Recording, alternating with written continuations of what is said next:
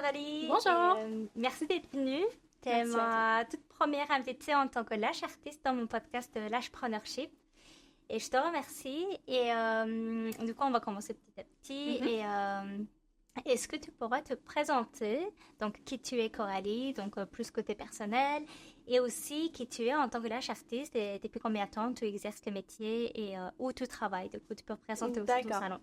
Donc, je m'appelle Coralie, j'ai 26 ans.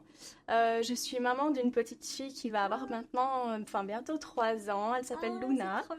Je suis mariée depuis 2 ans aussi. Et je suis donc devenue lash artiste il y a maintenant 3 ans. Je me suis lancée un petit peu par hasard dans ce domaine parce que c'est vraiment quelque chose qui m'a toujours intéressée, mais finalement, j'ai toujours repoussé à plus tard. Ah oui. Et puis je me suis dit, un jour, ok, ça va, je me lance, pourquoi pas. J'y vais. Ouais, j'y vais, voilà. Je me suis dit, tant pis, qui ne tenterait à rien. C'est ça. Donc je me suis lancée et voilà où j'en suis aujourd'hui. Ah, super. Et du coup, au début, par exemple, pour trouver des clientes et tout ça, c'était comment, par exemple? C'était un peu compliqué, surtout dans ma région, parce qu'il y a quand même de la concurrence. Mais j'ai facilement trouvé des clientes. C'était toujours du bouche à oreille, toujours dans ma région. Aussi sur les réseaux sociaux, etc. Ça va très vite. Hein. Oui. Mais c'est vrai qu'au début, bon, voilà, il faut savoir faire sa place. Voilà. Et tu travailles déjà dans le domaine, tu as ton salon. Alors tout d'abord, j'ai commencé avec les blanchiments dentaires. Je faisais que ça. Okay. Et puis je me suis dit, c'est pas quelque chose qui est récurrent parce que les clientes viennent des dents blanches, c'est bon. C'est bon, c'est fini. Voilà, elles viennent tous les ans, tous les 2. Ouais, c'est ça. Et puis finalement, je me dis, il faut que je trouve quand même quelque chose de récurrent. Et encore une fois, les extensions de cils, ça m'a toujours plu. Donc je me suis dit, bon, ok, je vais me lancer et on verra bien. Et comme tu disais, dans ta région, quand tu étais lancée, il y avait beaucoup de concurrents. Et comment tu arrives à te différencier du coup, à l'époque et maintenant, du coup, quelles sont tes spécialités par exemple? Alors, donc, au début, je ne proposais que des poses classiques, donc le cils à cils et le volume russe. Et puis maintenant, avec toutes les formations qu'on retrouve en ligne, j'ai pu me perfectionner et du coup proposer les poses wispy et les poses wet look. Plus tendance. Les poses tendance, ouais. Et j'aime beaucoup ça. Et t'as des demandes par rapport à ça? Oui, ça commence à prendre. Là, j'essaye de mettre un peu sur les réseaux sociaux les poses que je propose maintenant. Et les gens, ça leur intéresse un peu plus maintenant. Et surtout que maintenant, c'est l'été et que quand on a envie d'avoir de différent. Exactement. Moi aussi, j'ai des demandes. Par exemple, j'ai des clientes qui disent « Ah, je vais partir en vacances, j'aimerais bien quelque chose de différent, plus long. » Voilà, c'est ça. Non, c'est chouette. Et du coup, en tant que lash artiste, est-ce que c'était vraiment ta passion? C'est devenu vraiment une passion? Oui, c'est devenu vraiment une passion. Et quand tu proposais de différents services avant, est-ce que tu proposes toujours maintenant? Oui. Donc, je les propose toujours, mais c'est vrai qu'au quotidien, le 3/4 de ma journée, c'est vraiment les extensions de cils. Hein.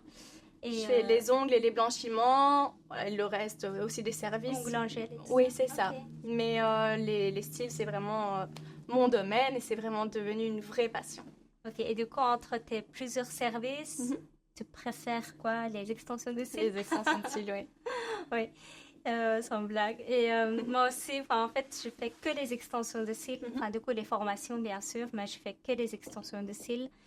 Après, c'est vrai que quand tu as, surtout maintenant, sur une période assez chargée, c'est assez fatigant. Ah oui.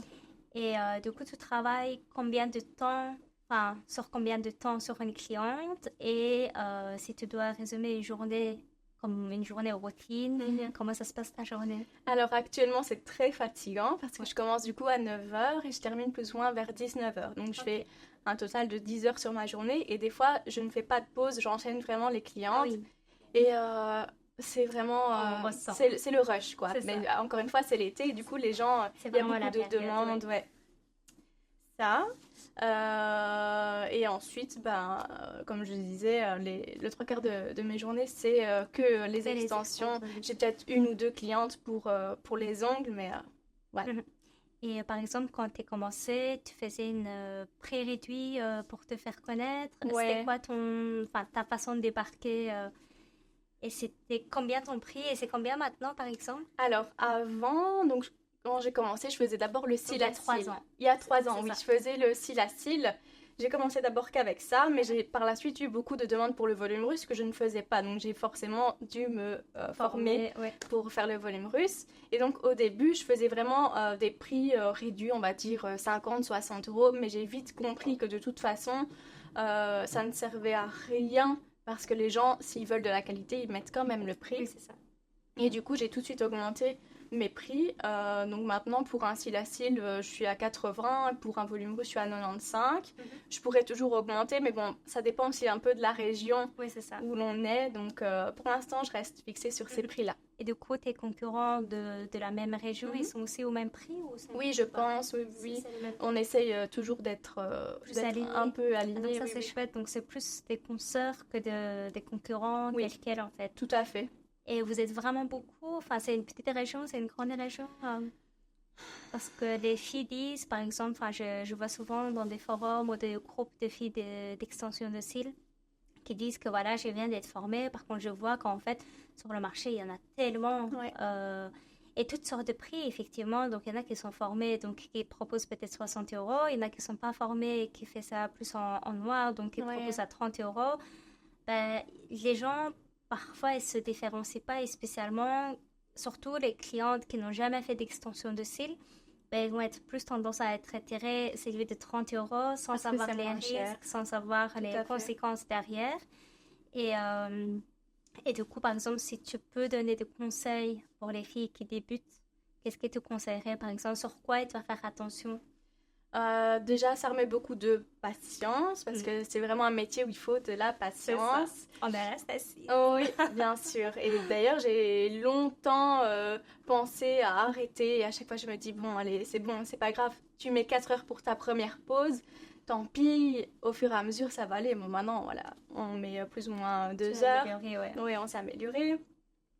Et donc les conseils que je peux donner, c'est toujours, ça remet de patience, de persévérance et choisir les bonnes formations, surtout se former correctement. Oui. Et quand tu fais les formations, par exemple, qu'est-ce que tu regardes? Comment tu choisis tes formations? Alors moi, la dernière formation que j'ai choisie un peu par la notoriété de la personne.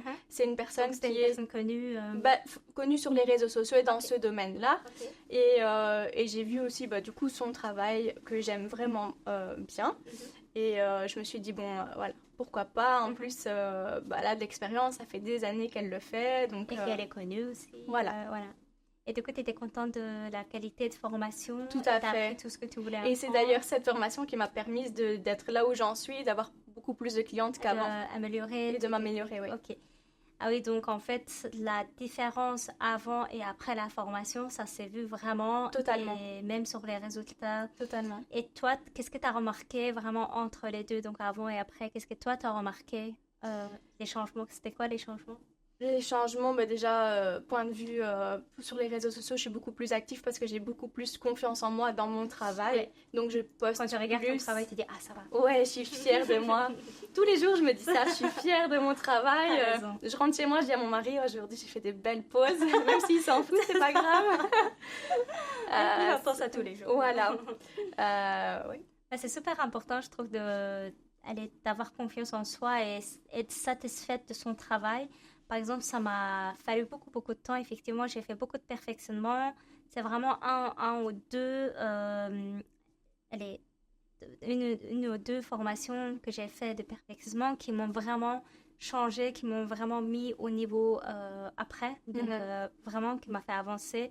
Et sinon, les petites formations, effectivement, au début, j'avais pas beaucoup de clientes. Je demandais pas beaucoup aussi comme prix. Que ce soit une retouche, une nouvelle pose. Du coup, forcément, je ne pouvais pas m'investir dans des formations qui étaient assez coûteuses, en fait. Ouais. Surtout celles qui étaient présentielles. Là, pour moi, à l'époque, c'était juste impayable parce que je ne gagnais pas du tout ça. Et après, par contre, grâce à différentes formations en ligne et puis des formatrices à l'étranger, le budget était beaucoup plus différent. Et puis là, on apprenait aussi beaucoup plus. Donc, j'ai vu, tu étais partie il n'y a pas longtemps d'ailleurs. C'est ça, ensuite, je suis partie ça a l'air chouette. Chez Julia, ouais. J'aime bien partir à l'étranger parce que déjà, je apprends, je voyage. Vraiment, la toute première chose, c'est je voyage, j'adore voyager. Et 2, j'apprends des différentes techniques qu'on n'utilise pas spécialement ici, des différentes marques qu'on n'a pas spécialement en Belgique. Et 3, en fait, j'ai créé vraiment un chouette réseau. Donc, les filles qui sont intéressées par le même type de formation, c'est souvent, on a tendance à bien s'entendre, on s'entend bien et on match sur des mêmes trucs. Donc, si on fait une pause classique, en fait, on fait toutes des pauses classiques, mais très naturelles. C'est vraiment notre petit dada. Et en fait, du coup, j'ai créé aussi des amitiés dans le domaine d'extension de cils. Ça, c'est bien. Donc ça, je trouvais que c'était vraiment chouette de faire des formations à l'étranger. Du coup, j'ai appris le petit goût, donc j'aime bien partir maintenant. Et même quand je fais le concours. Et d'ailleurs, tu participes à des concours d'extension de cils? Alors, on m'a proposé de participer à un concours en fin d'année. Je ne sais pas encore si je me sens prête ou pas, pour être honnête. Mais t'es confiante de ton travail, t'es satisfaite, t'as fait des différentes formations. Et comme tu dis, c'est fin d'année, donc tu as encore quelques mois pour pratiquer. Donc, c'est ça. C'est où? À Disneyland. Ah, à l'Arstelet? Yes. Ah, mais tu peux aller là. On verra, je sais pas. C'est vrai? Ouais, on va aller avec Nico, donc si tu veux venir, on peut partir ensemble. Oui, avec plaisir du coup. Ouais, ça mais en fait, j'ai confiance en moi, j'ai confiance en mon travail, mais je sais pas, j'ai toujours peur de me dire que j'ai peut-être pas ma place là, je sais pas. Là, je pense que c'est vraiment la peur qui vient là. C'est la peur, tout à fait. Mais niveau de ton travail, et de toute façon, il y aura toujours quelqu'un qui fait mieux que toi, qui ferait moins bien que toi. C'est ça. Et les techniques seraient différentes. C'est pas autant que tu vas pas gagner ou tu vas gagner. Mais le fait de participer au concours, je trouve que c'est aussi une formation d'une manière totalement gratuite. Et des conseils des experts, des juges. C'est vraiment top. En fait, là, tu deviens vraiment perfectionniste, mais dans les détails. Oui, c'est une expérience en plus. Moi, j'ai participé du coup il y a un an, du coup. Et pareil, je faisais très attention à des détails parce qu'en fait, je savais que c'était un concours. Donc, effectivement, le pose de concours, tu mets, je ne sais pas combien de temps, qui ne ressemble pas spécialement à ta pose quotidienne. Mais ça m'a permis de faire attention à chaque petit détail, même sur mes poses de quotidien, même sur les retouches. Et du coup, de là, j'ai même amélioré mon temps. Donc, j'ai diminué le temps de retouche. Ah oui. Donc, c'est quelque chose de très favorable. Donc, je t'encourage de partir au concours. Allez, pourquoi pas. Et alors, est-ce que... donc, comment tu évalues ta satisfaction? Donc, tu disais que tu vois les clients et que tu vois aussi les changements avant et après tes formations. Et est-ce que aussi d'autres choses que tu mets... quels sont les différentes les éléments de satisfaction que tu mets, tu remarques chez toi?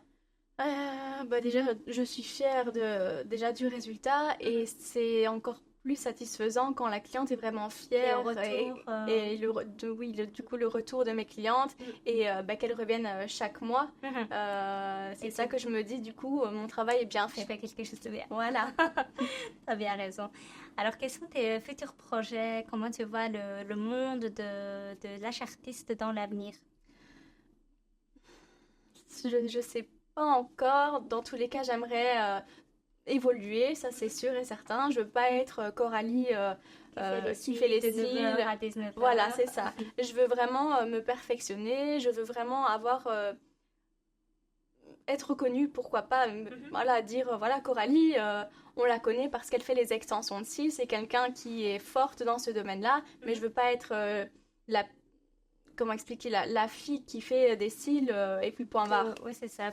Plus, elle est une lâche artiste qu'une lâche technicienne. Exactement, en fait. C'est ça. Parce qu'il y a il y a des gens, je pense, qui sont parfaitement alignés. Le fait qu'en fait, qu'ils font les cils, c'est vraiment comme si on était employé dans une société. En fait, c'est OK pour eux. Mais pour certaines personnes, surtout nous, par exemple, t'es indépendante? Oui. Et à mon avis, c'est toutes les indépendantes. En fait, t'as pas envie de rester là. T'as envie d'aller encore plus loin, t'as envie d'apprendre, évoluer. De voir plus grand. Voilà. Et donc ça, c'est vraiment chouette. Et quels sont les conseils que tu peux donner, par exemple, pour les filles qui n'ont pas encore commencé, qui se posent beaucoup de questions? Est-ce que c'est quelque chose de toujours qui vaut la peine de faire une nouvelle formation, apprendre le métier de lâche artiste? Est-ce que, selon toi, ils vont trouver leur place?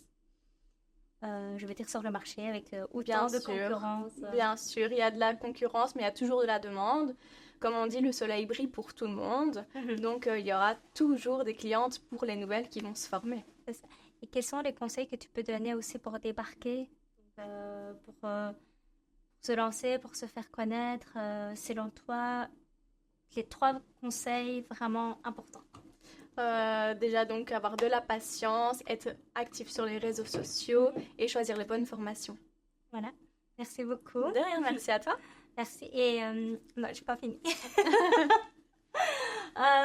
Quelles sont tes autres passions, par exemple, en dehors de extension de cils et tout ça, et qu'est-ce que tu aimes bien faire? Écoute, moi, ma journée, c'est vraiment extension de cils. Je rentre chez moi, je fais à manger, et puis je regarde mon téléphone, et c'est toujours extension, extension, extension. Donc, ma réelle passion, c'est vraiment ça. C'est vrai. Parce que même la nuit, des fois, quand j'arrive pas à dormir, je prends mon téléphone et je regarde des extensions. Donc, d'autres passions, j'en ai pas vraiment. J'aime vraiment, oui, passer du temps avec ma famille, mais sinon, mon travail, c'est ma passion. C'est ta passion ouais. Dans tout, en fait. Dans tout, vraiment. Ok, super. Ben, merci beaucoup. Merci à toi.